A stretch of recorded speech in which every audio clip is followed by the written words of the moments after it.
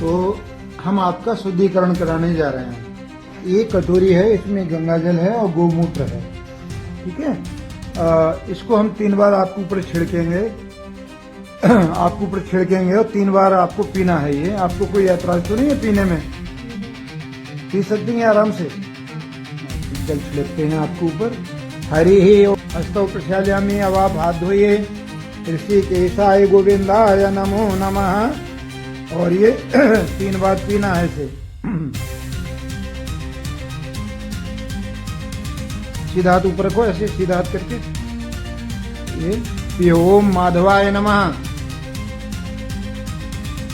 फिर पियो। हाल ही के दिनों में सोशल मीडिया पर एक वीडियो बहुत तेजी से वायरल हो रहा है। उस वीडियो में पंडित जी के द्वारा 2 विवाहित जोड़ों के लिए गौमूत्र में गंगा जल मिलाकर पिलाया जा रहा है। हालांकि उनका शुद्धिकरण ये सवाल नहीं था।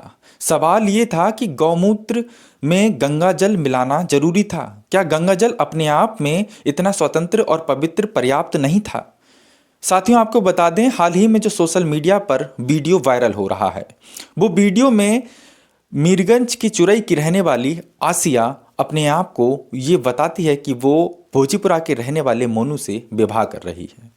वो वीडियो उन दोनों के विवाह का है, विवाह से पहले का है, विवाह के शुद्धिकरण से पहले का है।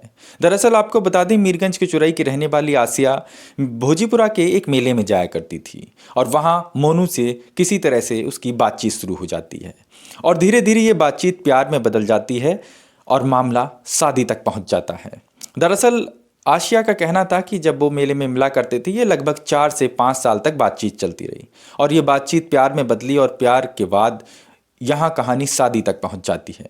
लेकिन जैसे ही शादी की बात घर वालों को पता लगती है और घर वाले इस बात पे ऐतराज करते हैं, तो दोनों ही लोग बालिग होते हैं और अपने आप में फैसला लेने का विचार कर लेते हैं।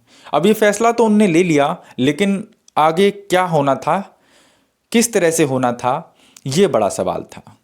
जैसे ही ये दोनों मणिनाथ के मुनि ऋषि आश्रम में पहुंचते हैं और वहां पंडित जी से बातचीत करते हैं, बातचीत में दोनों के हिंदू रीति रिवाजों के अनुसार विवाह तय हो जाता है और विवाह की प्रक्रिया तय हो जाती है। यहाँ तक तो सब ठीक था, लेकिन जब आसिया को अंशिका बनाने की प्रक्रिया में हिंदू रीति रिवाजों के अनुसार गंगा जल के साथ में गौमूत्र मिलाया जाता है, बस वहीं से सवाल शुरू हो जाते हैं। दरअसल हम आपको ये पूरा मामला बता दें।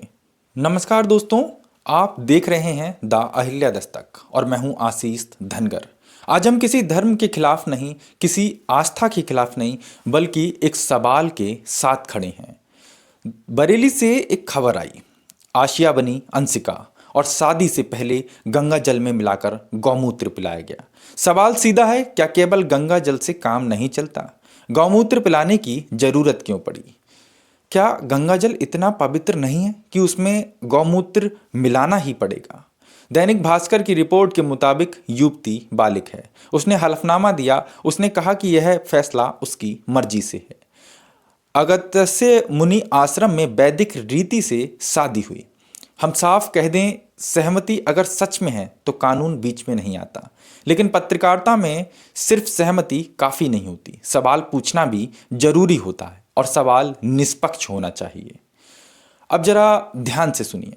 हिंदू धर्म में गंगा जल को सबसे पवित्र माना जाता है, तो सवाल उठता है, निश्चित तौर पर सवाल उठना भी चाहिए। अगर शुद्धिकरण करना ही था, अगर परंपरा निभानी ही थी, तो सिर्फ गंगा जल क्यों नहीं, गौमूत्र जोड़ने की जरूरत क्यों पड़ी?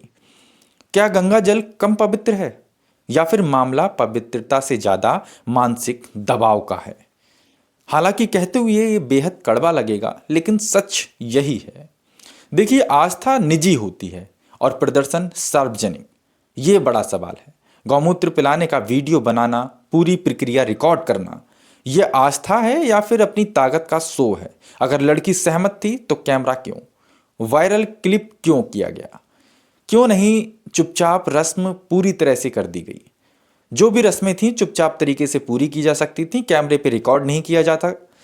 आस्था निजी मामले से यदि जुड़ा हुआ था तो प्रदर्शन क्यों किया गया? लड़की ने कहा मैं सहमत हूं, लेकिन पत्रकार पूछता है सहमति किस हालात में थी, किस माहौल में थी, किसके सामने थी?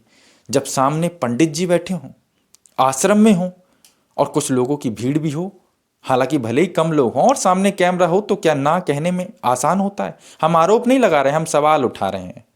धर्म परिवर्तन का मतलब आस्था बदलना या फिर टेस्ट पास करना नहीं है। तो फिर टेस्ट पास करना नहीं है, फिर गौमूत्र क्यों पिलाया गया? कोई और विकल्प क्यों नहीं दिया गया? सिर्फ गंगा जल क्यों नहीं दिया गया? अगर यही प्रक्रिया किसी और धर्म में होती तो क्या हम चुप रहते? सोचने वाला सवाल है, सवाल सोचना ही पड़ेगा। प्रशासन ने सुरक्षा दी, ये जरूरी था, लेकिन समाज का सवाल अब भी है, क्या धर्म बदलने पर इंसान को शुद्ध साबित करना पड़ेगा? क्या प्यार की शादी में रस्में हथियार बन जाएंगी? हालांकि ये बात अलग है कि जंग और प्यार में सब जायज होता है। आसिया प्यार में थी, वो कुछ भी कर सकती थी, लेकिन अहिल्या दस्ता किसी धर्म के खिलाफ नहीं है, लेकिन सम्मान के पक्ष में है, बराबरी के पक्ष में है और इंसानियत के पक्ष में है।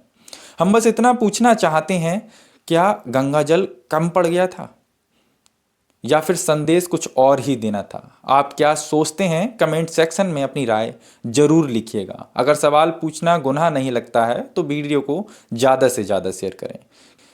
कुछ नए पहलू को लेकर के हम अगली बार फिर वीडियो बनाएंगे, एक नया वीडियो बनाएंगे, और यदि ये वीडियो अच्छा लगेगा, आप लोग इस पर अच्छा रिस्पांस देते हैं, तो निश्चित तौर पर नया वीडियो बनाया जाएगा।